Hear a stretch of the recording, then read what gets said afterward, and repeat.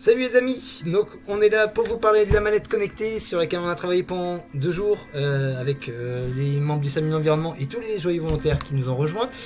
Donc notre problématique, qu'est-ce que c'était? On a réfléchi un petit peu, grâce d'ailleurs aux outils du Lean Canva, et on s'est dit en fait ça se résume en 3 choses. On a du mal à transmettre les informations environnementales que l'on collecte, à comprendre l'environnement sur la base de ces données et à connaître ce qui s'est passé et aussi peut-être ce qui se passera par la suite. Quelle est la solution à ça? Ça pourrait être de digitaliser et de mettre en réseau nos outils d'analyse actuels, puisqu'on utilise déjà des mallettes comme celles que je pourrais vous montrer quand je ferai la version finale.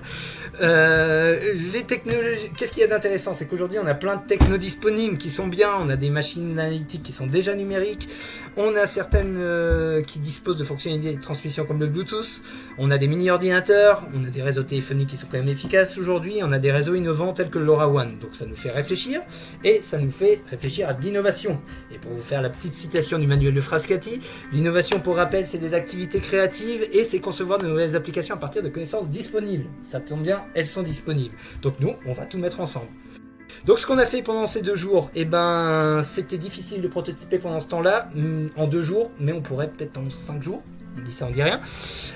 Donc du coup, on s'est concentré sur le modèle économique. Donc le modèle économique, c'est quoi? C'est un produit digital innovant. C'est donc cette mallette qui serait connectée. En fait, très concrètement, on va mettre un mini-ordinateur pour connecter des sondes et les télétransmettre. Ça permet de distribuer cette mallette. On a réfléchi, on pourrait se dire, on pourrait faire un modèle d'économie de fonctionnalité. Un modèle de location-maintenance, ce qui nous permet de vendre du service derrière.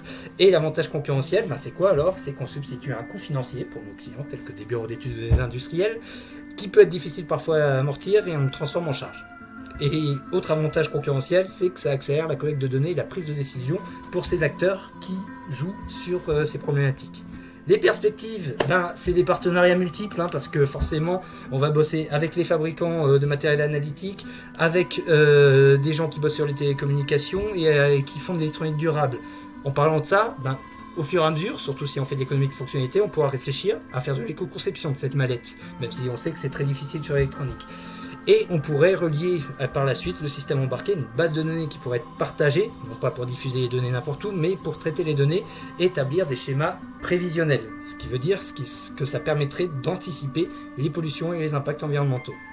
Voilà, donc c'est un petit peu ce qu'on voulait vous présenter. C'est tout pour moi, bisous bisous et à bientôt!